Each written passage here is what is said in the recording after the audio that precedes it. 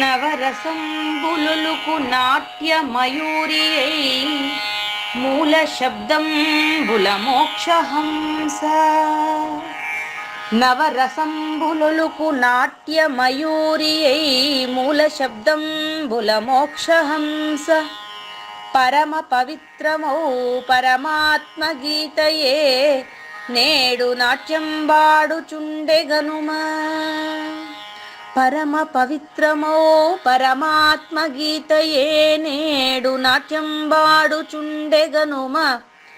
మునిరతనార్యులు మోదిల్లు శిష్యుండు, మునిరతనార్యులు మోదిల్లు శిష్యుండు సహజాచలుని కంఠ శబ్దరీతి. అజ్ఞానతిమిరంబులంతంబుజేయ అనాదిబోధను వినుము ఆర్యులార. అజ్ఞానతిమిరంబులంతంబుజేయ అనాదిబోధను వినుము ఆర్యులార. వినుము ఆర్యులార. తెలిపే జ్ఞానేశ్వరుల్ గీతన్ దివ్యరీతి.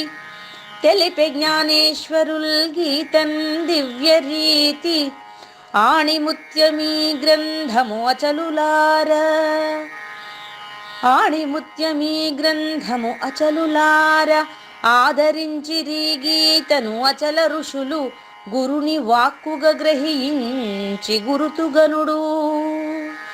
ఆదరించిరి గీతను అచల ఋషులు గురుని వాక్కుగా గ్రహించి గురుతుగనుడు.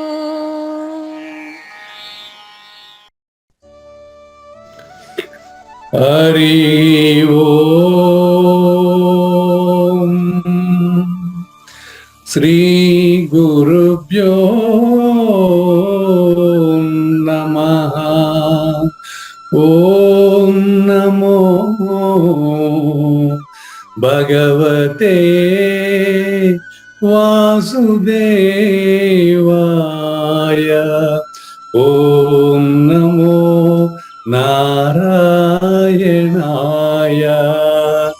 ఓం నమః శివాయ.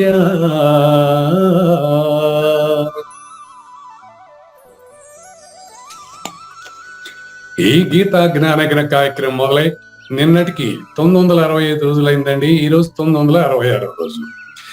ఈ గీతా జ్ఞానగ్న కార్యక్రమం సంకల్పించి నిర్వహిస్తున్న శ్రీ విద్యాసాగర్ గురువు గారికి, శ్రీ వెంకటేశ్వర గురువు గారికి శ్రోతలందరి తరపున ధన్యవాదాలు, వందనాలు. ఈనాటి కార్యక్రమంలో పాల్గొన్న ఆత్మస్వరూపమైన శ్రోతలందరికీ కైవల్యాసనం తరపున, అలాగే శ్రీ శివరామ దీక్షితుల వారి అచల యూట్యూబ్ ఛానల్ తరపున హృదయపూర్వక స్వాగతం, వందనాలు. గురుదేవులు శ్రీ సహజాచల రాజయోగి శ్రీ పూజారి వెంకటేశ్వర గురువు గారిని కార్యక్రమం ఆరంభించమని కోరుతున్నానండి. సర్వము గురువుమయము, సర్వము గురువుమయము. భవరోగ వైద్యుడతడని తెలియుము, సకల విద్యల నిలయము. దక్షిణామూర్తి అతడని తెలియుము. మూగవాణి మాటను, ఈ మూగవాణి మాటను శ్రోతలు కోటలు దాటింతురు. గురుకృపా సిద్ధితోనే నేనెంత ఆనందముందినాను. నిజయోగి శ్రీకృష్ణుడు నిజ భక్తుడైనట్టి అర్జునుండు. వీరి సంవాదామృతం జనులార మన పాలిట అమృతం. వేద వ్యాసుడు దీనిని జనుల ఎద వికసించున్నట్లుగాను మహాభారత మందున వెలిగించే కోటి సూర్యుల వెలుగుతో. నిత్య సత్య శాశ్వతమైన పరిపూర్ణంలో లేఖనే జరుగుతున్నట్లుగా మనకు తెలియబడుతున్న పవిత్రమైన శ్రీమద్ భగవద్గీత జ్ఞానేశ్వరీయ జ్ఞానయజ్ఞంలో 966వ రోజు, అంటే అక్టోబర్ 25 బుధవారం రోజున శ్రద్ధాత్రయ విభాగ యోగంలో మనం అత్యంత కీలకమైనటువంటి పరిపూర్ణ సూచనతో పాటు ఆ యొక్క రాజస తామస శ్రద్ధల కంటే ముందుగా కాలాన్ని గురించి సూచన చేసేటటువంటి శ్రీకృష్ణ దేశికేంద్రుల 76వ కంద పద్యంతో శ్రోతలందరికీ సాదర స్వాగత సుమాంజలి. శ్రీ గురుభ్యో నమః. శ్రీమద్భాగవత కృష్ణదేశిక ప్రభులు రచించిన 292 కందార్థ దరువులు సంపూర్ణంగా జ్ఞానయజ్ఞంలో రోజుకొకటి చొప్పున వ్యాఖ్యానించబడిన విషయం శ్రోతలకు విదితమే. ఈ కందార్థ దరువులను రచించిన 19 సంవత్సరాల వరకు అవి ముద్రణకు నోచుకోలేదని, వాటిలోని నిగూఢ భావాలను మరింత స్పష్టం చేస్తూ రచయిత క్షరాక్షరోపాధి ద్వయదోషరహిత పరమతత్వ కందములు 261 రచించారని, తదుపరి సద్గురు శుభాశీస్సులతో ఈ రెండూ కలిపి ఒకే పుస్తకంగా ముద్రించారని పెద్దలు చెప్పగా విన్నాం. పుస్తకం ఇప్పుడు మన భక్తులతో చాలా మంది దగ్గర ఉంది. ఈ కందపద్యాలు భగవద్గీతకు ఉత్తర గీత వలె సద్గురు భక్తులకు కందార్థ దరువులలోని ఎన్నో సమస్యలకు సమాధానమై విలసిల్లుతోంది. ఎంతో ఉపయోగకరమైనటువంటి ఈ కందపద్యాలను రోజుకు ఒక్కొక్కటి చొప్పున వివరించాలని అడిగిన ప్రత్యక్ష శ్రోతల కోరిక మేరకు జ్ఞానయజ్ఞంలో శ్రీకృష్ణ పరమాత్మ సందేశానికి ముందే ప్రతిరోజు కృష్ణ ప్రభువుల దర్శనం మహద్భాగ్యంగా భావిస్తూ ముందుకు వెళదామా? నీ తండ్రి చనిన మీదట నీ తనయుడు రాక మునుపు నీ ఉన్నప్పుడున్ ఏ తత్వమంతటను గలదు ఆ తత్వము నరసి మృషని తలపుము మిమ్మున్. ఎరుక లక్షణంలో మనం 2వ రోజు ఉన్నామండి. బయలు లక్షణాన్ని 74 వరకు తెలియజేసి 75, 76 ఎరుక లక్షణంగా మనం తెలుసుకుంటున్నాం. అందులో కాలాతీతంలో కాలం లేదు, దీనికి శీర్షికాల పెట్టవచ్చు. కాలాతీతంలో కాలం లేదు. కాలాతీతం ఏంది అని నన్ను అడిగినారు అనుకో, చెప్పడానికి అక్కడ నేను అది పరిస్థితి, అది ఆన్సర్ అనమాట. అది మీరు చెప్తున్నారు కానీ చాలా కష్టపడి నేను అది కూడా చెప్పలేను. అందుకని చూడండి ఈ పద్యం ఎంత ఆశ్చర్యంగానో, అసలు ఎంత తేటగా ఉంది ఈ పద్యం చూడండి. నీ తండ్రి అంటే గడిచిన కాలము అని అర్థం. నీ తండ్రి అంటే గడిచిన కాలం. తండ్రి కొడుకు కంటే ముందు కదా. తనయుడు అంటే భవిష్యత్తు. తండ్రి అంటే భూతకాలము, తనయుడు అంటే భవిష్యత్తు. ఇంకా ప్రజెంట్ నీవు లేకపోతే నేను, ఆ రెండు ఒక పదమే కదా. నీ తండ్రి చనిన మీదట నీ తనయుడు రాకముందు భూత భవిష్యత్ వర్తమాన కాలాలలో, ఇది మొదటి లైన్. ఈ మూడిట్లో ఈ మూడు కూడా ఒకటేనండి, భ్రమ అండి. ఈ మూడు భ్రమ అని ముందుగా తెలుసుకున్నాం. 2 లైన్కి మళ్ళీ పోదాం. చూడండి, జగత్తు వ్యవహారం మనకు నడిచిపోతా ఉంది కదా, దీనికి శబ్దం మూలధనం అండి. శబ్దం అంటే శబ్దం మూలధనం, రైట్. సూపర్ పవర్ ఏదో ఉంది అంటూ ఉంటారు కదా మీరు. ఆ సూపర్ పవర్ పరిపూర్ణం కాదండి, శబ్దం అండి. కాంతి సంవత్సరాలు, కాంతి వేగము అంటూ ఉంటారు, E=mc². ఈ శబ్దాన్ని ఆశ్రయించి మనం శబ్దాన్ని ఆశ్రయించి అంటే నేను చెప్తే మీరు వింటున్నారు, మీరు చెప్తే నేను వింటున్నాను, తద్వారా విశ్లేషణ కొనసాగిపోతుంది. అయితే ఈ శబ్దాన్ని కనుక మనం బాగా మధించి సద్గురుముఖంగా మనం ఆలోచించి చూస్తే, శబ్దం వచ్చి ఒక వస్తువు ఉంటేనే శబ్దం మనం తయారు చేస్తామండి. చూడండి, ఏదైనా వస్తువు ఉంటేనే దానికి ఒక శబ్దం అనేది సూచనగా తయారు చేస్తాం. అంతే. నేను సెల్ ఫోన్ అనే శబ్దం మీకు ఉచ్చరించాను, సెల్ ఫోన్ అని చెప్పాను. అలాంటి ఒక పదార్థం ఉంది కాబట్టి ఆ పదాలు నేను ఉపయోగించి చెప్తే మీకు ఆ వస్తువు స్ఫురించింది. ఒక పదానికి సూచన చేయడానికే శబ్దాలు వాడతామండి. కాబట్టి ఎప్పుడు కూడా ఒకరి అభిప్రాయాలని మరొకరికి తెలియజేసేటువంటి 2 విరామ చిహ్నాల మధ్య ఉండేదే శబ్దం. జగత్ వ్యవహారానికి మూల పదార్థం ఈ శబ్దం. ఈ శబ్దం త్రికాలాలుగా ఉంటుంది. అయితే ఇది ద్వయం. అంటే ద్వయము అంటే ఖచ్చితంగా శబ్దం అనేది ఒక శబ్దము అనేటువంటి పదం మీకు దాని యొక్క అర్థాన్ని సూచన చేస్తుంది, వేరే అర్థం సూచన చేయదు. శబ్దం అనేది ద్వయం అంటారా గురుగారు? మనం ఒంటరిగా ఉండి ఓం అని ఉచ్చరించాం అనుకోండి, అప్పుడు దాంట్లో ద్వయం ఏమున్నది చూపిస్తాను. నాగేశ్వరరావు గారు ఉన్నారు, సౌండ్ ఉంది, రెండు ఉన్నాయి. ఉమ్. అదే ద్వయం. ఆహా, అదే అట్లా శబ్దం. అట్లా. Okay okay. ఉమ్. ఓం అనే శబ్దం బయట వచ్చిందంటే అక్కడ ఉచ్చరిస్తున్నాడని అర్థం. అది. ఉమ్. ఈ సృష్టికి సంబంధించిన శబ్దం నిశ్శబ్దంగా ఉండేటప్పుడు కూడా ఎరుకే. అది. ఆ. నిద్రపోతా ఉండేవాడు లేస్తాడు కాబట్టి నిద్రపోయేటప్పుడు కూడా వాడు ఎరుకే. ఎరికే. ఉమ్. అట్లా ఓం అని ఉచ్చరించినాం అనుకో, ద్వయం ఎట్లా అంటే ఉచ్చరించే ఆయన ఒకటి, ఉచ్చారణ ఒకటి, రెండు ఆహా. వచ్చినా లేవా? వచ్చినాయి గురుగారు. అంటే ఇప్పుడు మీరు చెప్పిన దాన్ని బట్టి కూడా ప్రతి పదాన్ని కూడా అర్థవంతం చేసేది పదార్థము. పదార్థం అంటే చూడండి, పదము యొక్క అర్థమే వస్తువు. ఉమ్. బాగా గమనించండి, పదము యొక్క అది కాలంలోనే, 3 కాలాల్లోనే ఈ పదార్థాలన్నీ. ఉమ్.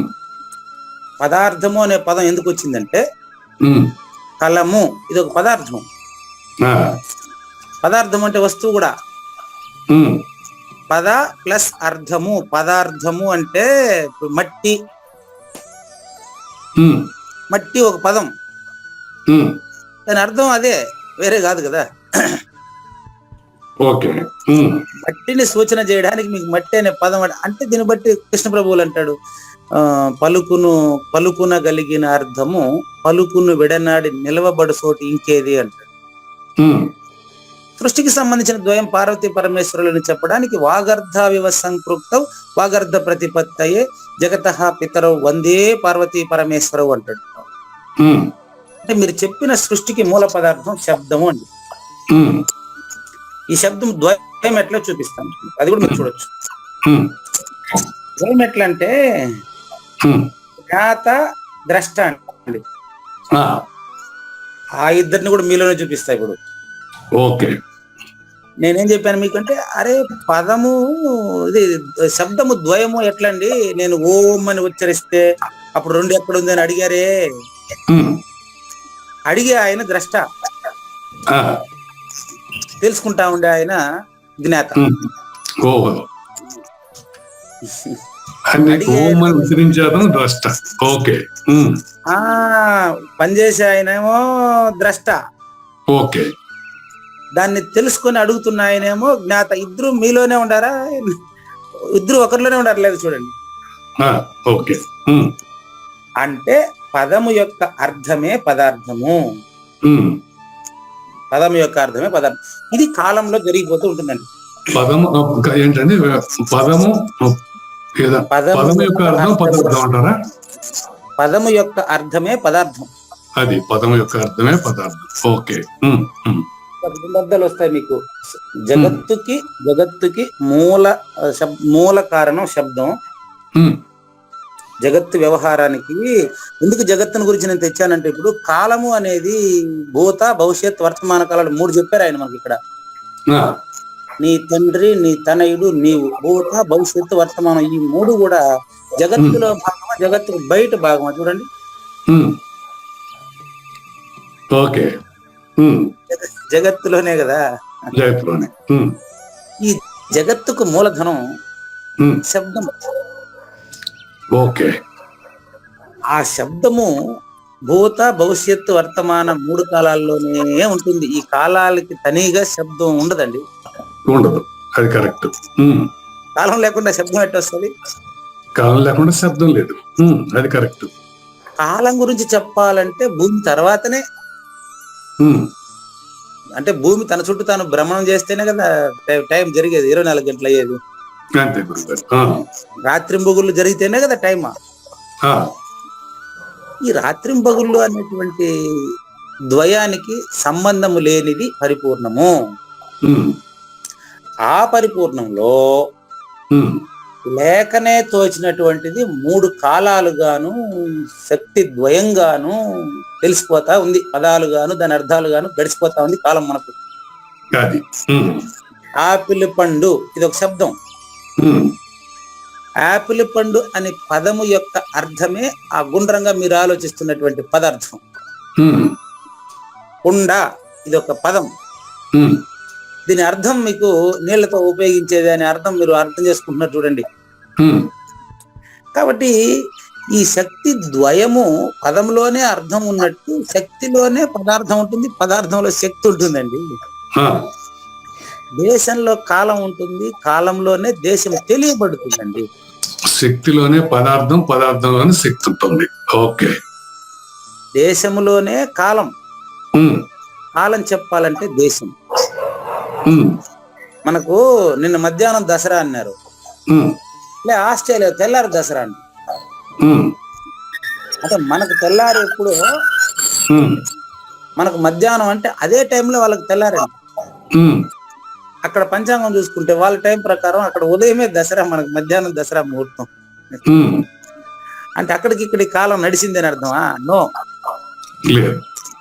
భూమికి ఉండే విస్తీర్ణాన్ని బట్టి, ఉమ్, భూమి తిరిగే తిరుగుడును బట్టి ఉమ్, ఒకే సమయంలో మనకి ఇప్పుడు తెల్లారింది కదా, వాళ్ళు ఇప్పుడు అర్ధరాత్రి నిద్రపోతుంటారు ఆస్ట్రేలియాలో, ఆ, నిద్రపోతుంటారు కూడా. అవును. అంటే దీన్ని బట్టి కాలము అనేది భూమి తిరిగేదాన్ని బట్టి ఉంటుంది.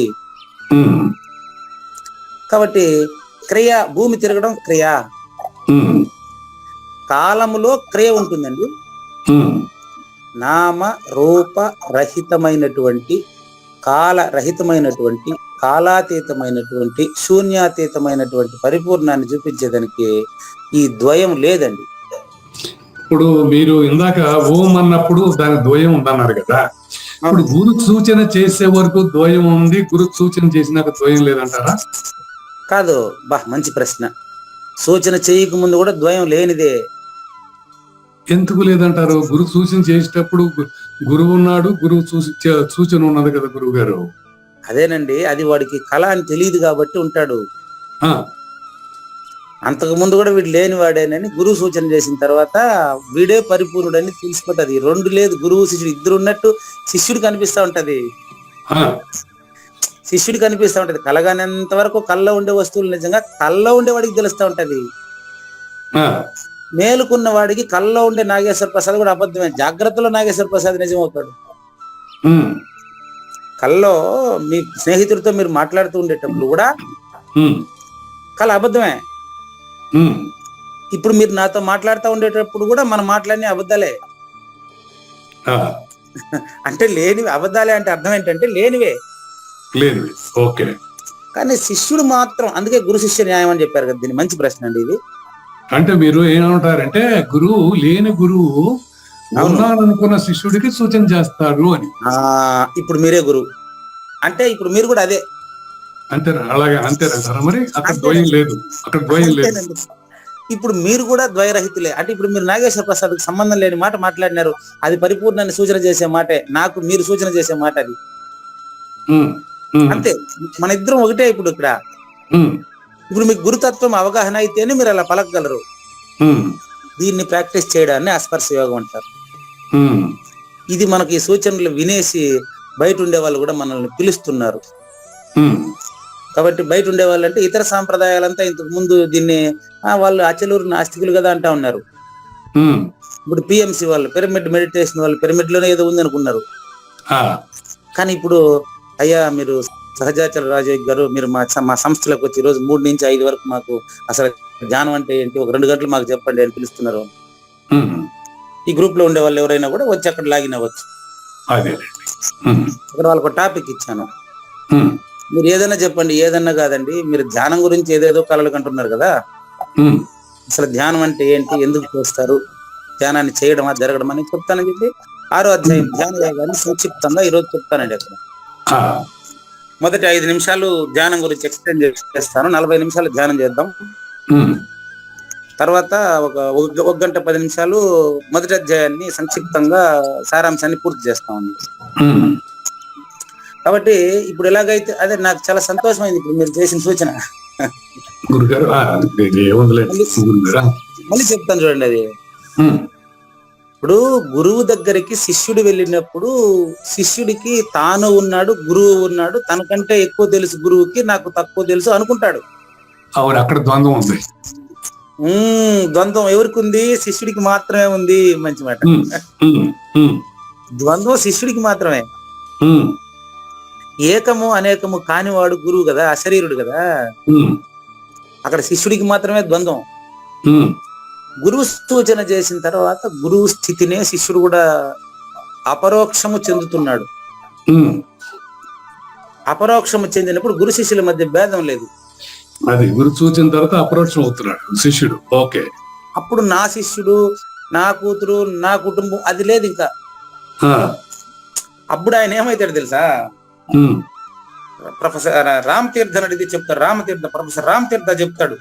ఉమ్, రామతీర్థ ఏమంటాడంటే, ఉమ్, ఏమయ్యా మీ ఇల్లు ఆడ చూపి అంటే అప్పుడు చెప్తాడు, ఉమ్, ఈ ప్రపంచం అంతా నా ఇల్లే అంటాడు. ఆ, పోనీ నీకు ఆస్తి పాస్తి సంపద, ప్రపంచం అంతా నా సంపదేనయ్యా, నాకున్న సౌకర్యాలు నా అవసరం అంటే 3 దండి నాదే ప్రపంచం అంతా. ఉమ్, ఉమ్, పోనీ నీ జాగా నీ ప్లేస్ ఆడ చెప్పబోయా, ఏ ఊరు మీద అంటే, ఆ, ఇంత చిన్న విషయం మీకు తెలీదా, 2 గజాలు ఆ, నీ అడ్రస్ చెప్పబోయా అంటే 2 గజాలయ్యా నా అడ్రస్ అంటాడు ఉద్యమ. ఆ. అంటే అంత స్పష్టత వచ్చేసింది ఆయనకి 27 ఏళ్ళకి. ఎక్కడుంటే అక్కడ నా ఇల్లు అంతే. నేను నుంచున్న చోట కూర్చున్న చోట. అంతే కదా. ఇప్పుడు నేను గాంధీ ఏది అంటే ఎరుక అపరోక్షం చేశాడు స్పష్టంగా ఆడ. ఆ, అంతా నేను గాంధీ ప్రదేశం చెప్పండి. ఆ, నేనున్న చోటల్లా నేను ఉన్నాను. నేను నాదే. కాబట్టి సహజమైన జగద్వ్యవహారానికి శబ్దం మూలధనం. ఉమ్, శబ్దాన్ని ఆశ్రయించి ఇంతసేపు మనం పరిశీలించిన తర్వాత చూస్తే ఆయన చెప్పిన 3 కాలాలు కూడా శూన్యము. ఉమ్, మీరు చేసిన సూచన ప్రకారం ఉమ్, 3 కాలాలు శూన్యంగా తెలుస్తూ ఉంది.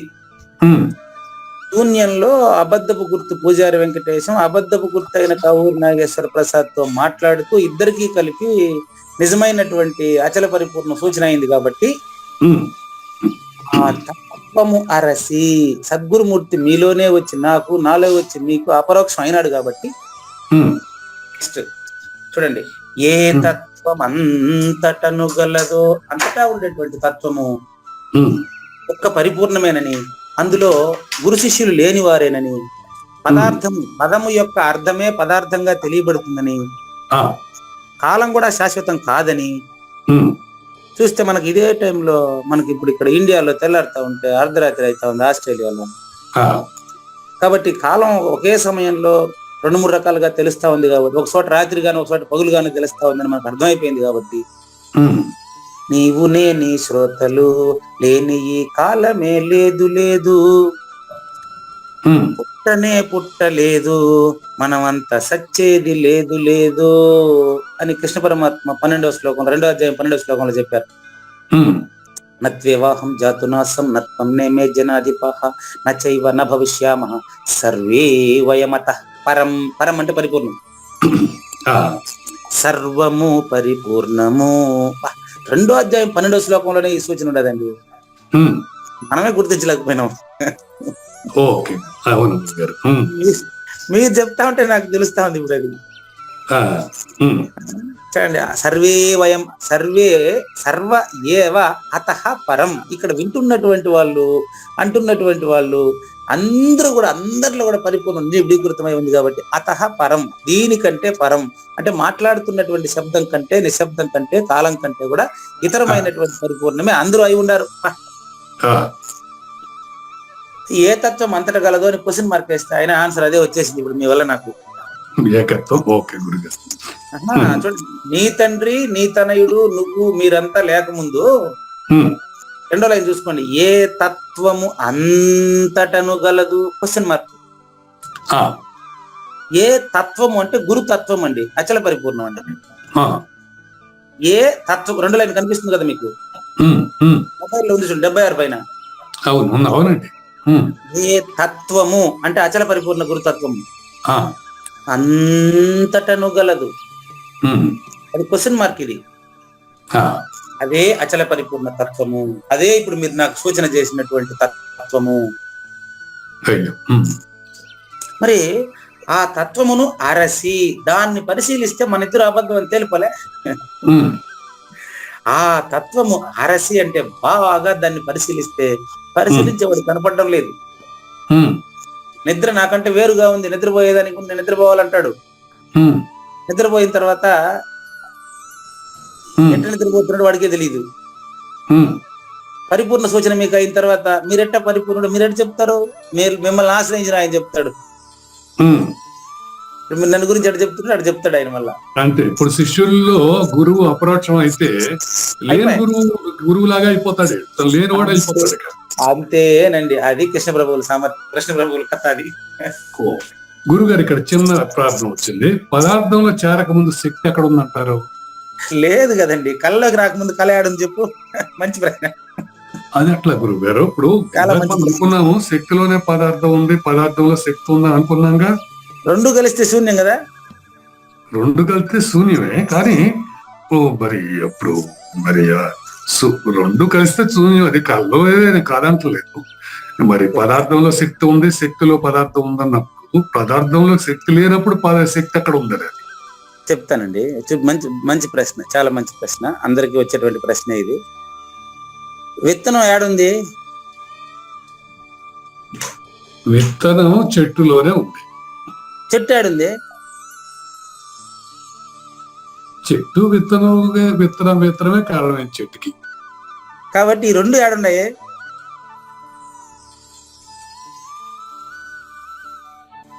విత్తనము చెట్టు రెండు ఎక్కడున్నాయి? మీరే చెప్తే మీకే వచ్చేస్తుంది, నేను చెప్తే నాకు వస్తుంది, మీకు చెప్తే మీకే వచ్చేస్తుంది ఆన్సర్ లాస్ట్. ఆ రెండు మన ఉన్నారనుకున్న దాంట్లోనే ఉన్నాయి. విత్తనము చెట్టు ఈ రెండు భూమిలో ఉన్నాయండి. భూమిలో ఉన్నాయి. Right right, okay okay, sorry. మీరే విచారణ చేయండి. భూమి ఆడుంది? భూమి నీరు నుంచి వచ్చిందని అంటున్నారు కాదు, మీకే తెలుస్తా ఉందో లేదు లెక్కేసుకోండి, ఏది ఎక్కువ ఉందో. మీరే, అది కూడా మీకు మీకు అంటూ వేరే వాళ్ళు అనేది కాదు, మీకు తెలియాలి. నాగేశ్వర ప్రసాద్ గారికి తెలిస్తేనే. భూమి నీళ్ళల్లో ఉందంటారు. ఈ రెండు ఏడున్నాయి? అగ్నిలో ఉందంటారు. ఈ మూడు ఏడున్నాయి? వాయువులో. అంతవరకే పదార్థాల కథ. వాయువు ఏడుంది? వాయువుకి లేని దాంట్లో ఉంది. లేని దాంట్లో ఉన్నట్లు తోచిందే వాయువు. కాబట్టి తోచడమే తప్ప ఇది లేదండి. శక్తిలో పదార్థం, పదార్థంలో శక్తి ఉంది అంటే ఓం చెప్పాను మీకు, జగత్తుకు మూల పదార్థం శబ్దము. శబ్దమే మూలధనం. జగత్తు మూలం శబ్దం. ఓకే. శబ్దాన్ని ఆశ్రయించి మనము చూస్తే పూర్ణ జ్ఞాతగా, పూర్ణ జ్ఞప్తిగా చూస్తే మీరే చూపించండి. జ్ఞాత ద్రష్ట, ద్రష్ట జ్ఞాత అవుతాడు. చూడండి, జ్ఞాతే ద్రష్ట, ద్రష్టే జ్ఞాత. జ్ఞాత అంటే తెలుసుకుంటా ఉండేవాడు, ద్రష్ట అంటే చూసేవాడు. ఇద్దరు శరీరంలోనే ఉండారా, బయట ఉన్నారా? శరీరం లోపలే ఉన్నారు. అంటే ఈ శరీరంలో ఉండేటువంటి ఈ జ్ఞాత ద్రష్ట ద్వయం అనేది ఒకదానిపైన ఒకటి ఆధారపడింది. ఇది వెస్ట్ లో చూపించాను మీకు, సమిష్టిలో చూపిస్తా. ఇప్పుడు అమెరికాకి, ఆస్ట్రేలియాకి, ఇండియాకి చెప్పాను కదా. ఒకే సమయంలో కాలము ఒక చోట రాత్రిగా, ఒక చోట పగులుగా ఉంది అంటే దీనికి స్థిరత్వం లేదు. ఇది శూన్యము, ఇది పరిణామశీలము, కాలము లేనిది. వ్యష్టి కళ కొంత సమయం, సమిష్టి కళ 432 కోట్ల సంవత్సరాల కళ ఇది. మీరు సమిష్టిగా 432 కోట్ల సంవత్సరాల కలగంటున్నటువంటి ఆ సృష్టికర్తే మీలో ఉండేది బీజంగా. ఆ సృష్టికర్త మీరు ఒక్కటే.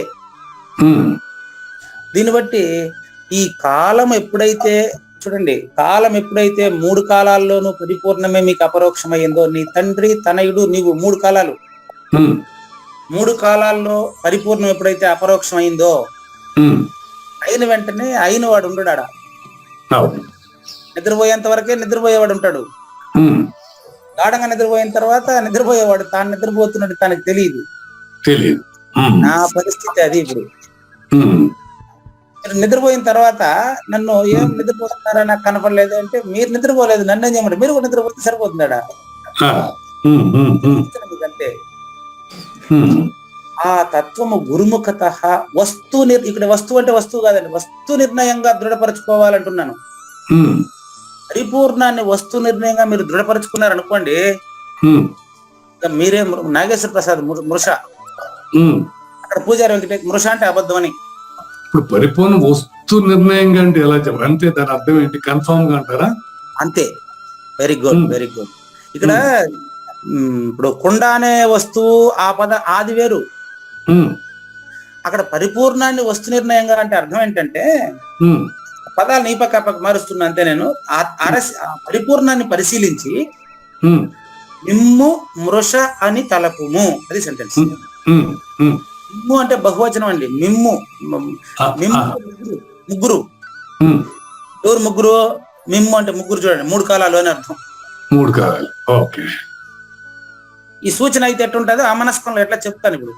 ఉమ్, మిమ్ము అంటే మీ ముగ్గురిని, అంటే భూత భవిష్యత్ వర్తమాన కాలాలు మూడిట్లో చూడండి. భూత కాలం, భవిష్యత్తు కాలం, వర్తమాన కాలం, మూడిట్లో కాలం కామన్ కదా. ఉమ్, ఒకే కాలము 3గా తెలుస్తుందండి. ఉమ్, ఈరోజు 25వ తేదీ, ఉమ్, నిన్ను అడిగితే దీన్ని రేపు అన్నారు. ఉమ్, రేపు అడిగితే ఈ డేట్కి నిన్న అంటారు. ఉమ్, దీన్నే ఈ రోజు అంటున్నాం మనం. ఉమ్. అంటే ఒకే రోజు 3 కాలాలుగా తెలియబడతా ఉందా లేదా? అవును. కాబట్టి ఇది శూన్యము. ఉమ్, దీన్ని బట్టి మిమ్మల్ని అంటే నీ తండ్రిని గాని, నీ తాతను గాని, మీ కొడుకును గాని, నిన్ను గాని, ఉమ్, ఈ ముగ్గురు కూడా మీరేం చేస్తారంటే 3 కాలాలు కూడా లేనివని మృషాని మిమ్ము తలపుము. ఆ, వాళ్ళ ముగ్గురికి ఇప్పుడు ముందు మనం దాని గురించి మాట్లాడుతున్నప్పుడు మీరు ఆలోచిస్తున్నారు అంతే. ఉమ్, మీ కూతురు గురించి కానీ, మీ అమ్మగారి గురించి కానీ ఉమ్, మీరు భావిస్తున్నారు ఇప్పుడు అంతే. అంటే కేవలం మీ జ్ఞాపకములోనిదే మీ కళ. ఉమ్, మీ కళ శరీరం ఉండేటప్పుడే మేలుకోవాలి. ఉమ్, తర్వాత ఎప్పుడో కాదు. శరీరము ఈ యొక్క శ్వాస ఆడుతున్నప్పుడే శ్వాసకు అతీతమైన దాన్ని కనిపెట్టేస్తే ఉమ్, ఇప్పుడు శ్వాస లేనిదగును. ఉమ్, అదే సూచన. ఉమ్. అది శ్వాసకు అతీతమైన తెలుసుకుంటే, అది తెలుసుకుంటే శ్వాస లేనిదని అర్థమవుతుంది. ఉమ్, అదే సూచన. ఉమ్, కాబట్టి నీ తండ్రి మరణించిన తర్వాత నీ కుమారుడు రాకపూర్వము నువ్వు ఉండేటప్పుడు కూడా ఏ పరిపూర్ణమైతే అంతటా స్వతసిద్ధమై నిండి నిబిడీకృతమై ఉన్నదో ఉమ్, దానిని నువ్వు లేనెరుకతో కనిపెట్టు, లేకపోతే పోదు ఒట్టు అంటాడు ఒక చోట కృష్ణ ప్రభువులు కందార్థంలో. ఆ, ఆ, లేనెరుకతో కనిపెట్టు, లేకపోతే పోదు ఒట్టు. అది. ఉమ్, ఉమ్, గురుముఖంగా వస్తు నిర్ణయం అంటే మీరు అన్నట్టు కన్ఫామ్ గా ఉమ్, వస్తువులేం లేవు, ఉమ్. కానీ వస్తువు అనే పదం ఉపయోగిస్తారు ఆయన కాకతాళీయంగా, అదే అవసరాన్ని బట్టి. అదే చాలా మంది ఉపయోగిస్తారు. బోధకులు చాలా మంది కూడా వస్తు నిర్ణయం చేయాలా అంటారు. ఉమ్, అంటే ఎరుకను వస్తు నిర్ణయం చేయాలి, పరిపూర్ణాన్ని వస్తు నిర్ణయం చేయాలి. అది. ఉమ్, ఎరుకను వస్తు నిర్ణయం చేస్తే నువ్వని నిరూపించాలి. అది పరిపూర్ణాన్ని వస్తు నిర్ణయం చేసినప్పుడు నువ్వు లేదని నిరూపించాలి. లేదు. అది. ఉమ్, అంతేనండి. పరిపూర్ణాన్ని వస్తు నిర్ణయంగా నువ్వు లేదని నీకు తెలిస్తే అప్పుడు నేను కూడా లేని వాడని నీకే అర్థమవుతుంది. మళ్ళీ నేను చెప్పే పని ఇప్పుడు ఎరుకుని వస్తు నిర్ణయం చేయాలంటే నువ్వు ఉన్నావని నిర్ణయించాలి, నేను ఉన్నానని నిర్ణయించాలి. అట్లా అట్లా. ఓకే, బాగుంది, చక్కగా. కాబట్టి ఎరుకను వస్తు నిర్ణయం చేసినప్పుడు నువ్వు సృష్టికర్తగా ఉన్నావు. పరిపూర్ణాన్ని వస్తు నిర్ణయం చేసినప్పుడు నువ్వు లేని వాడు అవుతున్నావు. అప్పుడు సృష్టి ఆడుంటది. ఇంకా అట్లా దృఢపరచుకొని అటు పైన తోచబడుతున్న గుర్తును, అంటే ఎరుక తోయడమే గాని ఇది నిజం కాదు. ఈ గుర్తునాడ బయట తోయాలన్నా నాలో పూజారి వెంకటేశ్వరంలో నుంచి బయట తీసేవాళ్ళ తెలుసుకోవటమే అంతే. పూజారి వెంకటేశ్వరం నుంచి తెలుసుకోవాలనే తప్ప బయట ఎక్కడో పోయి ఊరులు పోయి కాశీ రామేశ్వరం తిరిగి తెలుసు అర్థగా. అది పీకేసేది కాదు, పారేసేది కాదు. అది వస్తు నిర్ణయం. గురువాక్యంతో వస్తు నిర్ణయం అయిపోతుంది. అది అంతే. అది నేను చెప్పేది కాదు, నా వల్ల కూడా కాదు, నాకు కూడా తెలియదు. అది అదంతే, అదంతే. ఇది ఇట్లే చెప్తాను అంతే, నేను నగదు అంతే. కాబట్టి అటు పైన లేఖ తోచబడుతున్న ఆ అబద్ధపు గుర్తుని గురువాక్యం చేత వదిలేసి హాయిగా ఉండు. ఇంకా నీకు సమస్య ఉంది. ఇది సంక్షిప్తమైనటువంటి భావార్థం. కృష్ణ ప్రభువులకి మీకు ధన్యవాదాలు తెలియజేస్తూ మనం ఈరోజు జ్ఞాన యజ్ఞం 2వ భాగం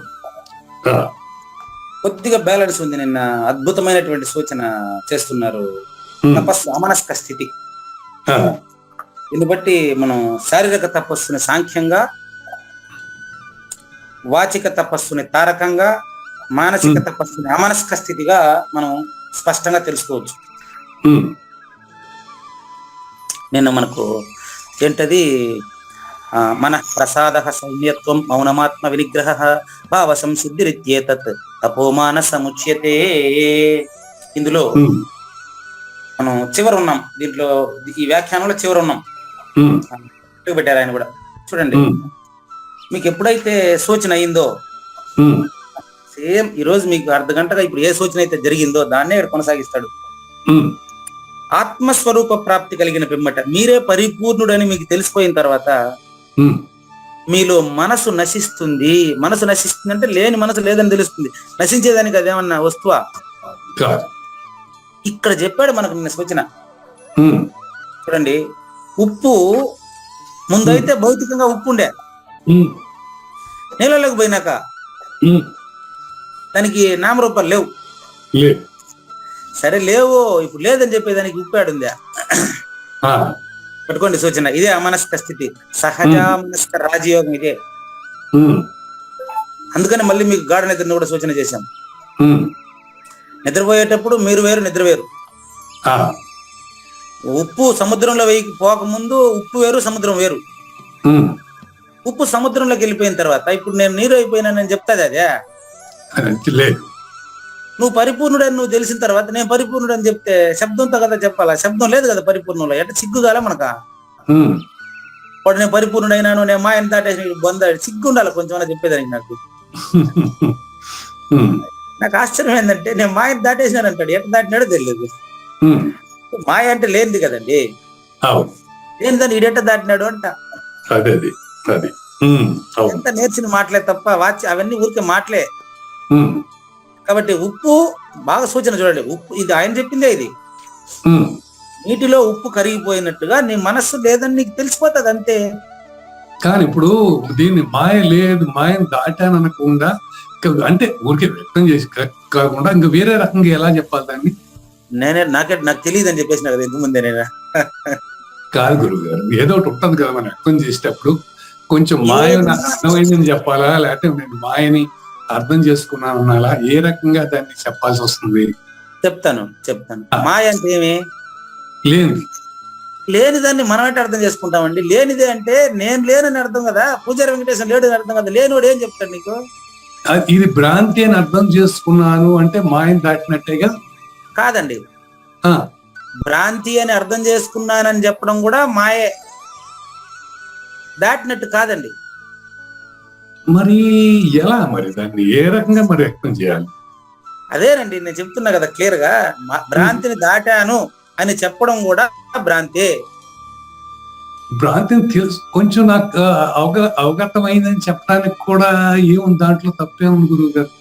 జగన్ విద్య అని చెప్పడంలో ఏం తప్పేముంది దాంట్లో? అట్లా తప్పు లేదు అని, తప్పేముంది అనేది కూడా ఎరికానండి. చూపిస్తాను. ఇప్పుడు నిద్రపోయిన తర్వాత నేను నిద్రపోతున్నానని చెప్తే, గాఢంగా నిద్రపోతూ ఏమయ్యా నిద్రపోతున్నారా అని నేను అడిగాను అనుకోండి మిమ్మల్ని, నిద్రపోతున్నానని మీరు చెప్తారా? చెప్పం. అట్లాంటిదేనండి ఈ పరిస్థితి కూడా. మరి ఈ జగన్ మిథ్య బ్రహ్మ సత్యం అనేది ఎంతో మంది మహాత్ములు చెప్తూనే ఉంటారు కదా. అవునండి, వాళ్ళు రాసి పెట్టిపోయారు. మనం సూచన, అది గురుముఖంగా సూచన అవుతుంది. సూచన అయ్యేటప్పటికి అదే మీ సూచన మాట్లాడుతున్నాడు చూడండి. ఆత్మతత్వంలో కావూరి నాగేశ్వర ప్రసాద్ అనే ఆయన మనసు నశించిన తరువాత ఇట్టి స్థితిలో పరిపూర్ణుడే కావూరి నాగేశ్వర ప్రసాద్ అని తెలిసిన స్థితిలో ఆయన రాశారు. ఇంద్రియ మార్గమున పక్కిడి విషయములనే గ్రామమున ప్రవేశించు మనోభావం ఎక్కడి నుంచి వస్తుంది అతనికి? నోటి మాట పెగలా బయట రావాలి అంటే విషయం కావాలి కదా. నేను చెప్పాను, జగత్ వ్యవహారానికి శబ్దం కదా మూలం. మరి శబ్దించకుండా నిలిచిన దాన్ని ఓం కిడం పక్క సున్న పెడితే ఏమన్నది భక్తులారా అంటారు ఆయన అవధూత స్వామి. గడాల వెంకటేశ్వర అవధూత స్వామి ఏంటాడంటే ఓం కుడి పక్క పెడితే ఓం అన్నారు. ఇంతకుముందు అన్నారు మీరు ఓం అని నేను చెప్పాలంటే మీకు అది ద్వయం ఎట్ట అని అడిగారు అండి. చెప్పి ఆయన ఒకటి సౌండ్ ఒకటి రెండు అయింది కదా అని. ఓం కిడం పక్క సున్న పెడతాను పలకండి. పలకలేం, అది చూపించాల్సింది. ఓ ఎడం పక్క సున్న పెడితే పలకండి, మిగలైతే పలకండి. పలకలేదు, కూడేమని పెడితే పలకాలి. ఓం ఉమ్, పలకనిదే పరిపూర్ణము పలికినదే ఎరుక ఎనుచు పలకబడెను. ఉమ్, కాబట్టి ఈ ఓంకారానికి అతీతమైంది పరిపూర్ణం అని చెప్పిన తర్వాత నీకు అర్థమైతే ఇది బాగుంది గురుగారు. ఓం తర్వాత సున్నాని పలకగలం కానీ ఓం ముందున్న సున్నాని పలకలేదు. అదే పలకలేననే చెప్పింది నేను కూడా. కాబట్టి పలకమంటే నాకు ఇది తెలియదు బాగుంది అంటున్నా. ఇది చాలా మందికే తెలియదు. ఓకే. తెలీదు. కాబట్టి ఈ పలికేదానికి ఎక్కడి నుంచి పలుకుతాడు వాడు అని అడుగుతున్నాడు ఆయన. జ్ఞానేశ్వర్ అడుగుతున్నాడు. ఉమ్, క్వశ్చన్ మార్క్, అది క్వశ్చన్ మార్క్ పెట్టినాడు. ఆయన కూడా పెట్టాడు క్వశ్చన్ మార్క్. చూసుకోండి ఈడ కింద నుంచి రెండో లైన్. ఉమ్, ఎక్కడి నుంచి ఆయనకి మాట వస్తుంది బయట చెప్పు. ఉమ్, అది ఎట్ట తెలుసా? మళ్ళీ సూచన చేస్తున్నాడు. ఆ, ఏమయ్యా, అరచేతలు ఎప్పుడైనా ఎంట్రుకలు మొలుస్తాయా? లేదు. అట్ట పరిపూర్ణంలో ఎరుకు పుట్టలేదు, నువ్వు పుట్టలేదు పరిపూర్ణంలో నీకే తెలిసిపోతే మళ్ళీ నువ్వు నేను దాటినాను, నా దగ్గరికి రండి నేను బోధిస్తాను. నువ్వు ఏడున్నావు బోధించేదానికి? ఇప్పుడా ఆ, శిష్యుడు వచ్చి కుయోమరు అంటే అతని యొక్క పరిస్థితిని అనుసరించి అతనికి ఎరుకను ఎక్స్ప్లెయిన్ చేయాలనే, ఎరుకు లేదని చెప్పాలనే తప్ప ఉమ్, అరచేతిలో ఎంట్రుకలు మొలవదు, పరిపూర్ణంలో మనం పుట్టలేదు. ఉమ్, కాబట్టి మనసున విషయభావములు నామమాత్రానికి అసలు ఉండే నామమాత్రం కూడా లేదని చెప్పిన తర్వాత ఉమ్. ఇంకా నన్ను అడుగుతారు మీరేంటండి? చదువుతున్నానండి మళ్ళీ నన్ను. చెప్పండి. ఓ కావూరి నాగేశ్వర ప్రసాద్ గారు, ఇంకా నేనేమని చెప్పేదయ్యా మీకు? ఉమ్, అది రాసిండేది అదేనండి. ఉమ్, అవును. మనస్సు ఈ మాదిరి స్థితి గలదా అయితే దాన్ని సహజ మనస్క రాజయోగం అని అంటారు ఉమ్, అని శ్రీకృష్ణ భగవానులు చెప్పినట్టు, జ్ఞానేశ్వరి చెప్పినట్టు నేను మీకు చెప్తున్నాను అనమాట. ఇది బాగుంది. చక్కని సూచన. ఓకే. ఉమ్, ఆ తర్వాత ఇప్పుడు ఆయన శారీరక వాచిక మానసిక తపస్సుల్ని మీకు వివరంగా చెప్పినని అంటాడు. నేనేమో సాంకేతారక మనస్కాలు పూర్తి చేశారని పూజారి వెంకటేశ్వర అంటా ఉన్నాడు. ఇప్పుడు నేను లేదని తెలిస్తే అమానస్కమే. అంతే, అమానస్కమే పరిపూర్ణం అంటారు. అవునండి. ఉమ్, మనోరహితమే జన్మరహితం అండి. ఆ, అమనస్కం పరిపూర్ణమేనండి. సహజ అమనస్క రాజయోగము. ఉమ్, అమనస్కం అనే పదంలోనే మనసు లేనిదని ఉంది కదండి. అవును. అది నువ్వు ఎట్టయినావని మాత్రం నన్ను అడగబాక. నాకు తెలియదు. ఆ, ఇందులో మరి లేఖనే తోస్తున్నటువంటి ఎరుక చూడండి. త్రిగుణములను అనుసరించి ఈ త్రివిధ తపస్సులను, అంటే త్రికరణ తపస్సులు ఇప్పుడు చెప్పింది. ఆ, చెప్పబోయేది త్రివిధ భేదాలు. దీంట్లో మళ్ళీ ఈ మూడింటిని గాన ఏది శారీరక తపస్సు, వాచిక తపస్సు, మానసిక తపస్సు బాగుంది, ఇది పరిపూర్ణం తెలిసిపోయిందని చెప్పి ఈ పదాలను బట్టి గాన అందరికి చెప్పిన ఆ, అది ఉపయోగం లేదు. ఆ, అట్లా అంటాడు మళ్ళీ ఆయన. అదేనండి. ఉమ్, మనకు ఈ మూడింటిని కలిపిగాన ఉమ్, శ్రద్ధగా పాటిస్తే ఆయన పరిపూర్ణుడు. ఆ, అప్పుడు ఆయన ద్వారా జరిగేది సాత్విక తపస్సు. ఉమ్. కానీ అండి శ్రీ భగవాన్ వాచ శ్రీ భగవాన్ వాచ శ్రద్ధయా పరయా తప్తం శ్రద్ధయా పరయా తత్వం తపస్తత్ త్రివిధం నరైః తపస్తత్ త్రివిధం నరైః అఫలాకాంక్షిభిః యుక్తైః అఫలాకాంక్షిభిః యుక్తైః సాత్వికం పరిచక్షతే. సాత్వికం పరిసచ్చతే. జ్ఞానేశ్వరి భగవద్గీతంగా పైకి తీయండి. నెక్స్ట్ శ్లోకం వస్తుంది 17, 18 2 శ్లోకాలు ఈరోజు పూర్తి అవుతాయండి. ఆ, ఇంకా 10-12 రోజుల్లో ఈ అధ్యాయం అయిపోతుంది. నవంబర్ లో మనం 18వ అధ్యాయంలో ఉంటాం, 1000వ రోజులో ఉంటాం. ఆ, చూడండి, ఇదేనండి. ఇప్పుడు చెప్పినటువంటి శారీరక వాచిక మానసిక తపస్సులు మూడింటిని కూడా ఆ, ఆ మూడింటిని గన శ్రద్ధగా ఆచరిస్తే అతని చేత సాత్విక తపస్సు జరుగుతున్నదని ఇతరులు చెప్తారు.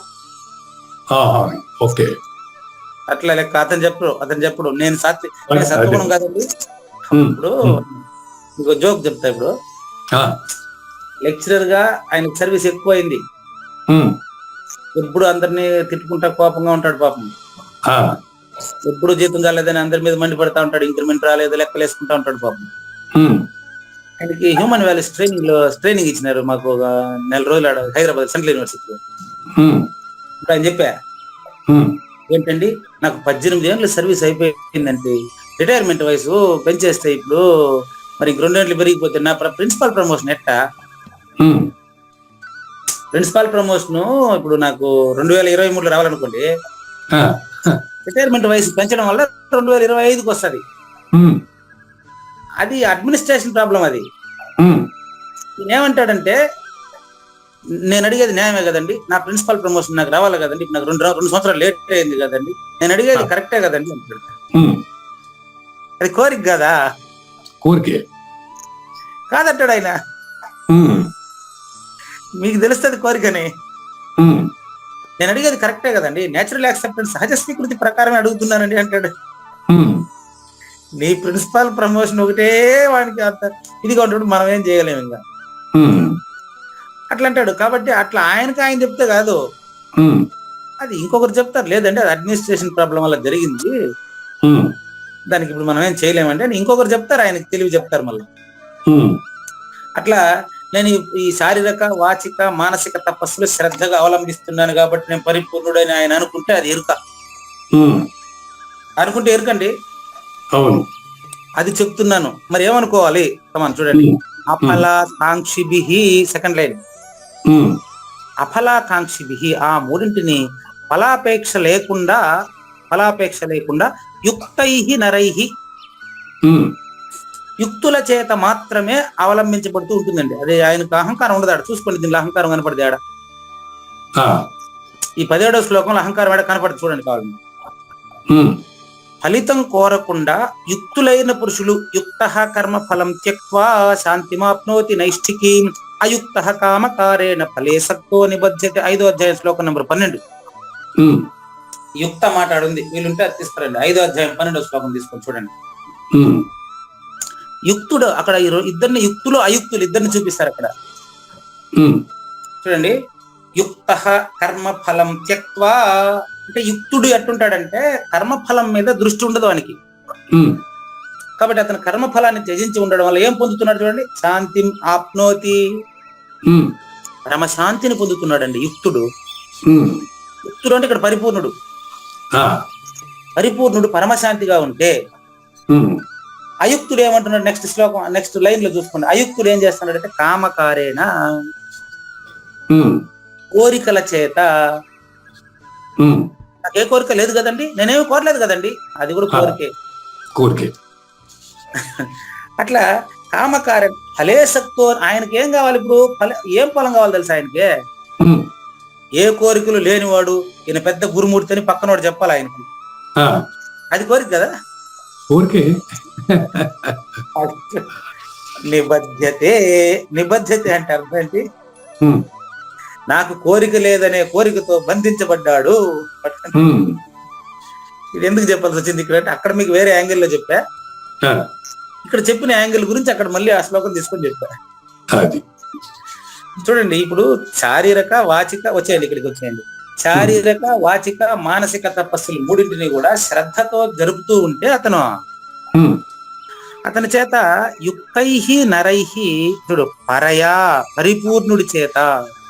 ఉమ్, రెండో పదమే శ్రద్ధయా, పరయా చూసుకోండి. ఉమ్, అతని శ్రద్ధయా, అంత శ్రద్ధతో తప్తం అంటే చేయబడుతుంది, ఆ, చేస్తున్నాడు కాదు. చేయబడుతుంది. ఉమ్, కర్త లేడు లేదు. అదే, కాబట్టి ఫలితం కర్త లేడు కాబట్టి ఫలితం రాదు, ఫలితం రాదు కాబట్టి జన్మ లేదు. అది చేయబడుతుంది. ఆ, కర్మాభావే ఫలం నాస్తి. ఉమ్, మరి ఫలాభావే భయం. భయం ఎందుకు? ఫలం లేకపోతే భయం లేదు. ఉమ్, కాబట్టి తత్ త్రివిధం, ముందు శ్లోకం 3 చెప్పామే. ఉమ్, తత్ త్రివిధం, మొదటి లైన్, లాస్ట్.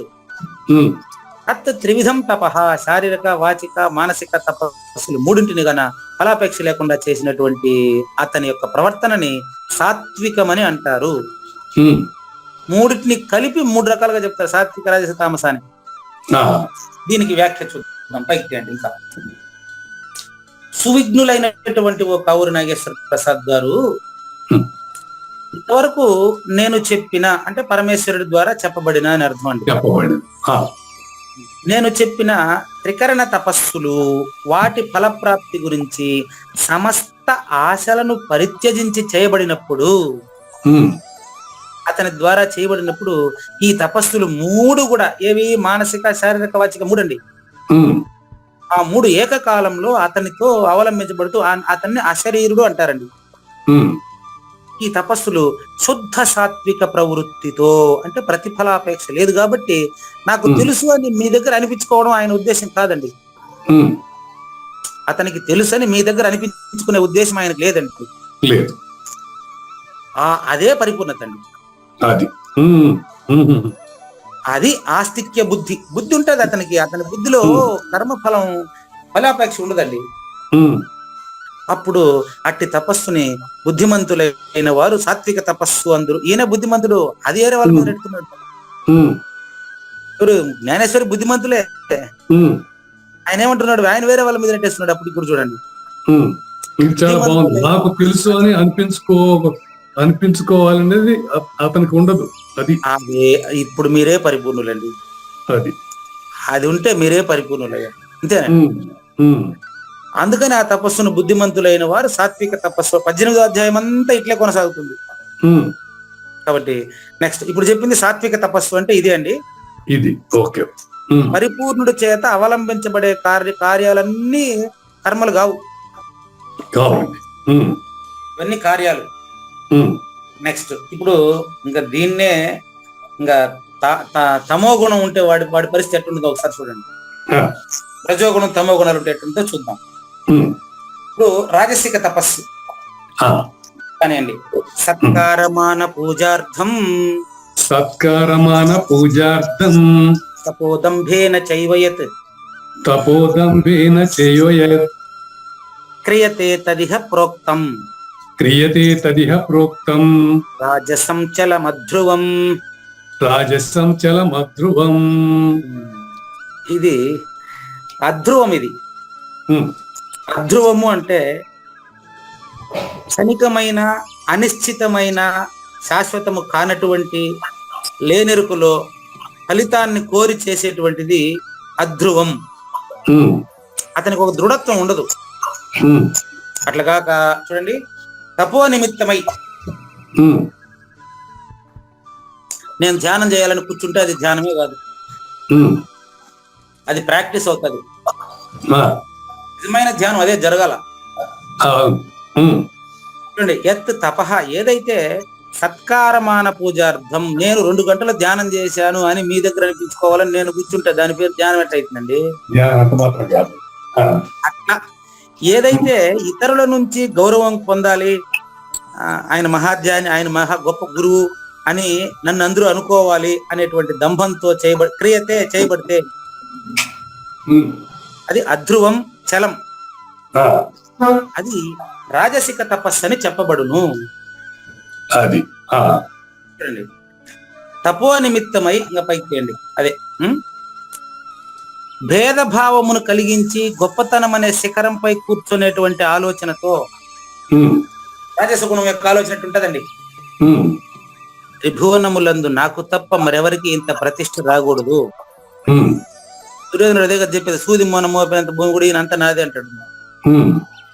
సభలు మరియు భోజనాదులప్పుడు తానే అందరికంటే ఎక్కువగా ఫోకస్ అవ్వాలని, ముందుగా సన్మానించబడాలని, తానే విశ్వమంతటా ప్రీతిపాత్రుడు కావాలని రావణాసురుడు తపస్సు చేసిన దానికి వాడు కూడా మనసు నిలబెడతాడు. వాడు ఉపయోగం లేదు, అమనస్కం కాదు వాడికి. అమనస్కం కాదు, ఒక లక్ష్యం, ఏదో పొందాలనే లక్ష్యంతో చేస్తాడు. అది హిరణ్యకశిపుడు చేసింది కూడా అదే. ఎగ్జాంపుల్ అండి, ఇదంతా పురాణ పాత్రలు ఉదాహరణగా చెప్పేస్తా అంతేనండి. కాబట్టి లోకులంతా తన ఇంటికే పరిగెత్తుకుని రావాలా, తనకే ఎక్కువ గౌరవం ఉండాలా, ఊరంతా ఈయన పేరు పెదరాయుడుగా ఉండాలా, ఆయన పెదరాయుడుగా ఉండాలా. ఆయన పెదరాయుడిని ఊరంతా అంటే అది వేరే విషయం, కానీ ఈయన పెదరాయుడుగా ఉండాలని బలవంతంగా పులుముకుంటే అవుతాడా? పేరు పెదరాయుడుగా ఉండాలని, అన్ని విధముల అనుభవాలు తానే పొందాలని అంటే అది ఎట్టుంటది తెలుసా? మాకు మంచి ఉదాహరణ చెప్పాడు, ఎవరు ఫీల్ కాపాకండి. కురూపి, అందవిహీనమైన కురూపి, నల్లగా బొగ్గులాగా ఉండేటువంటి ముఖమంతా బుడిపిలు ఉండేటువంటి ఒక ఆవిడ విలువైన వస్తువులు, పట్టు వస్త్రాలు, బంగారు నగలు వేసుకుంటే అందంగా వచ్చేస్తుందే? అట్టుంటది రజోగుణం. వాడు అందరి దగ్గర గుర్తింపు పొందాలంటే వాడు పొందే గుర్తింపు అట్టుంటది. వీళ్ళకి బాగుందండి, అన్ని అనుభవాలు కావాలనుకుంటాడు, అన్నిటికంటే అందరికంటే బ్రహ్మాండంగా ఉండాలనుకుంటాడు. అరే గుణం గుడిసేట్టుగా ఉంది, అది మర్చిపోయినాడు వాడు. మర్చిపోయాడు. బాగుంది. ఓకే. అన్ని ఉంది, అల్లు నోట్లో శని ఉంది, అన్ని సంపదలు అన్ని ఉన్నాయి వాడికి. ఆ, గుణం గుడిసేటుగా ఉంది, అది మర్చిపోయినాడు. ఆ, దాన్ని బాగా చేసుకోవాలి అంటే, ఆ, ఇంత డబ్బులు ఖర్చు పెట్టినా కదా, ఇంతమందిని పిలిచినాను కదా, ఏమి ఇంత డబ్బులు ఖర్చు పెట్టినా కదా, ఇంతమందిని పిలిచినా కదా, వాడు మాట్లాడినాడు. ఆ, కాబట్టి వాడికి ఎట్లుంటది వాడి పరిస్థితి, వాడు కూడా ఈ 3 తపస్సులు చేస్తాడు. ఆ, వాడు ఎట్లా చేస్తాడు తెలుసా? ఉమ్, శరీరం పైన, ఆ, వాక్కుకు పైన, శరీరం పక్క దాంట్లో కూర్చోవాలని కూర్చోలే, ఉమ్, నేను ధ్యానం చేస్తున్నట్టు 10 మందికి కనపడాలా. కనపడాలి. ఉమ్, నేను మా అమ్మ ఫోటోకి మా నాయన ఫోటోకి దండం పెడతా ఉంటే నాకు భక్తి అని 10 మంది అనుకోవాలనుకుంటాడు అంతే. అది. ఆ, ఉండేటప్పుడు మెడబట్టి బయటికి గెంతేస్తాడు బట్టలంతా ఇచ్చి. ఆ, తర్వాత వాళ్ళ ఆయన ఫోటోకి దండేసి దండం పెడతాడు. ఆ, ఇట్లా శరీరం పైన వాక్కు పైన తపస్సు అనే పూత పూసి ఉంటది అంతే వాడికి. అది. వాడికి లోపలంతా రజోగుణం ప్రబలిపోతా ఉంటది. ఉమ్, ఈ రీతిన గొప్పతనమును పెంచుకునే తలంపుతో, ఉమ్, సారాంశం ఏంటంటే ధనమానములనే వాసనలను పరాకాష్ఠ వరకు చేర్చుంటాడు వాడు. ఉమ్, డబ్బు ఎక్కువ ఖర్చు పెడితే ఎక్కువ గౌరవం రావాలి వాడికి. అది. ఇది రాజస తపస్సు అవుతుందండి. ఉమ్, ఎక్కువ డబ్బు ఖర్చు పెడితే ఎక్కువ కీర్తి రావాలని కోరుకుంటాడు. ఆ, ఆ, ఉమ్, ఇది ఎట్లా ఉంటదంటే, ఉమ్, అంటే వీడికి పవర్ ఉండేటప్పుడు వీడు ఆ పనులు చేస్తే మళ్ళీ వాడికి పవర్ ఇప్పుడు కొంతమంది ఉన్నారు రాజకీయ నాయకులు చూడండి. ఆ, తమిళనాడులో ఏమైనారంటే కరుణానిధి గవర్నమెంట్ లో జయలలిత అమ్మ గారిని జైల్లో పెట్టారు. ఆ, సేమ్ జయలలిత ముఖ్యమంత్రి, కరుణానిధిని మళ్ళీ జైల్లో పెట్టారు. ఉమ్, ఇంకా ఇద్దరు అదే కదా. ఉమ్, కానీ వాళ్ళు పవర్ లో ఉండేటప్పుడు మాత్రం నేనే సాత్వికుడు నేనే గొప్ప అనుకునేది. అవును. ఒకరికి పవర్ పోతే ఇంకొకరు వాళ్ళని జైల్లో పెట్టుకుంటే ఇద్దరు అదే. అదే. ఇట్లా కొంతమంది చేస్తారనమాట. అవును. ఇది ఎట్లాంటిదంటే, ఉమ్, రజోగుణం ప్రకటించబడినప్పుడు ఆడి ఎట్లా నీకు వేరే ఉత్తమ గుణం ఎట్లా తెలియబడుతుంది చెప్పండి? ఉత్తమ గుణం ఎవరు తెలుసుకుంటారు? ఉత్తములే తెలుసుకుంటారు, అవును. బుద్ధిమంతులే తెలుసుకుంటారు. వీళ్ళు తెలుసుకోలేరండి. తెలుసుకోలేరు. కాబట్టి ఎండిపోయినా లేక ఈనినప్పటికీ పాలివ్వనటువంటి వ్యాధిచే పీడించబడుతున్న గోవు లాంటి వాళ్ళు వీళ్ళు. అది. పాలివ్వలేక బిడ్డకి బాధపడుతున్నటువంటి వాళ్ళు. డబ్బు ఉంది కానీ సరిగ్గా సద్వినియోగం చేయలేరు. అది. ఓట్లు కొనేదానికి, డబ్బుంటే ఓట్లు కొనేదానికే ప్లాన్ చేస్తారు తప్ప ప్రజలకు ఎట్టా మేలు చేయలేదు తెలియదు. తెలియదు. ఆడంబరము, డంబము, నిష్ఠ ఇదే వీళ్ళ పని. ఉమ్, కాబట్టి ఇది రాజసిక తపస్సు అనమాట.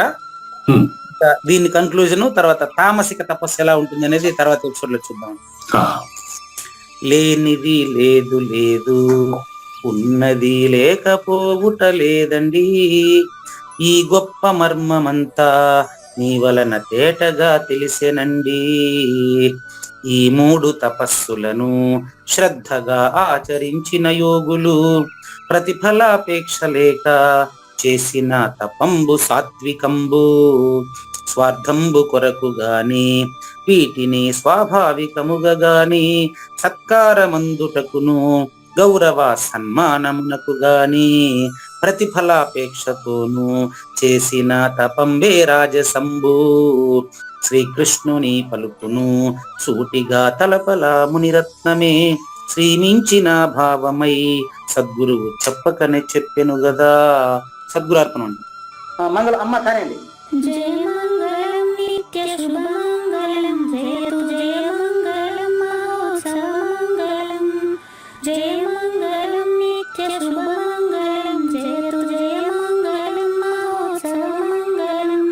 శ్రీమించున చలంబు సూచించినటువంటి దక్షిణామూర్తికి దండమిడుతూ, శ్రీమించున చలంబు సూచించినటువంటి దక్షిణామూర్తికి దండమిడుతూ, శ్రీ మహావిష్ణువు సూర్య భగవానుడు యాజ్ఞవల్కి జనక రాజ ఋషికి జయ మంగళం నిత్య శుభమంగళం జయతు జయ మంగళం మహోత్సవ మంగళం.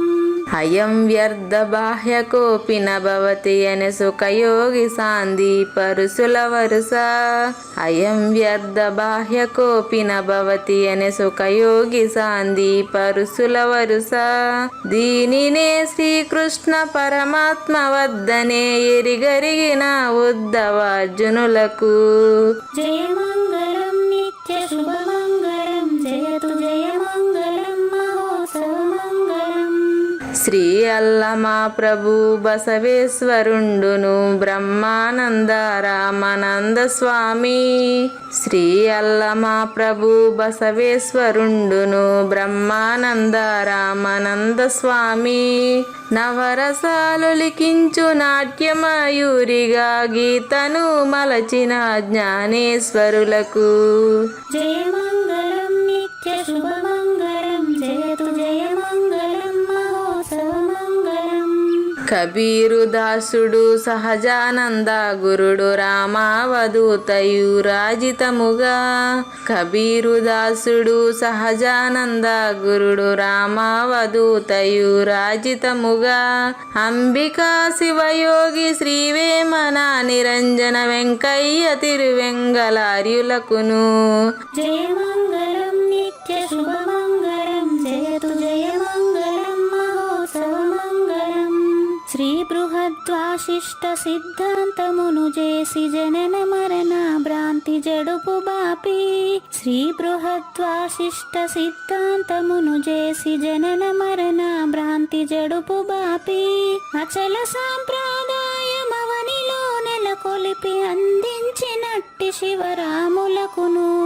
జయమంగళం నిత్య శుభమంగళం జయతు జయమంగళం మహోత్సవమంగళం.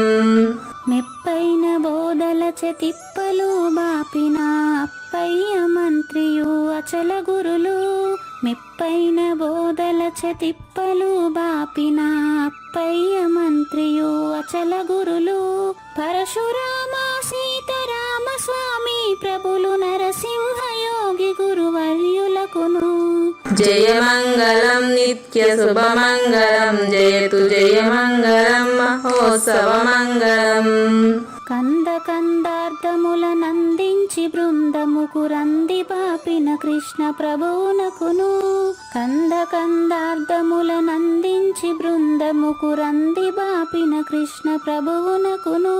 పలుకులా కందనిది పరబయలు ఇది అని పలికిన ఫీల్కాన లక్ష్మణునకు. జయమంగళం నిత్య శుభమంగళం జయతు జయమంగళం మహోత్సవమంగళం. ఫీల్కాన లక్ష్మణుల ప్రియ శిష్యవర్యుండు అవధూతయని పేరావనియందు. ఫీల్కాన లక్ష్మణుల ప్రియ శిష్యవర్యుండు అవధూతయని పేరావనియందు. పాఠాలు నేర్పించి పీఠాలు ఏర్పరచి శంఖబాపిన వెంకటేశ్వర వధూతకు. జయమంగళం నిత్య శుభమంగళం జయతు జయమంగళం మహోత్సవమంగళం. బట్టబయలున ఎరుక పుట్టనే లేదని బాలాజీ సింగు ఈ కీలు తెలిపే.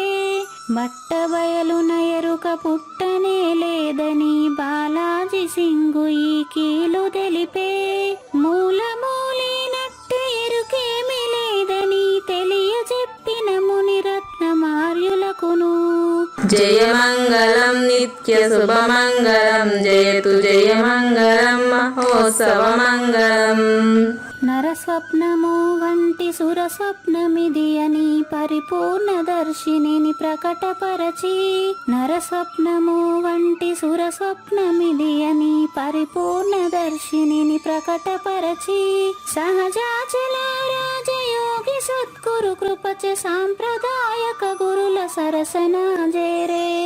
జయమంగళం నిత్య శుభమంగళం జయతు జయమంగళం మహోత్సవమంగళం. నిష్కల్మషానంద నిజ గురుని శిష్యుండు లింగమూర్తి లిపిని పొందుపరచి. నిష్కల్మషానంద నిజ గురుని శిష్యుండు లింగమూర్తి లిపిని పొందుపరచి. కార్వేటి నగరము పురవాసుడైనట్టి పూజారి వెంకటేశ శునకంకితం విధి. జయమంగళం నిత్య శుభమంగళం జయతు జయమంగళం మహోత్సవమంగళం. జయమంగళం నిత్య శుభమంగళం జయతు జయమంగళం మహోత్సవమంగళం. జై సద్గురు ప్రభు మహారాజ్ కి జై. జై గురుదేవ్ అండి. శ్రోతలందరి తరపున వెంకటేశ్వర గురు గారికి ధన్యవాదాలు చెప్తూ శాంతి మంత్రం. పూర్ణమదః పూర్ణమిదం పూర్ణాత్ పూర్ణముదచ్యతే పూర్ణస్య పూర్ణమాదాయ పూర్ణమేవ అవశిష్యతే. ఓం తత్సత్. ఓం శాంతి శాంతి శాంతి. హరి ఓం. న తద్భాసయతే సూర్యో న శశాంకో న పావకః యద్గత్వా న నివర్తంతే తద్ధామ పరమం మమ.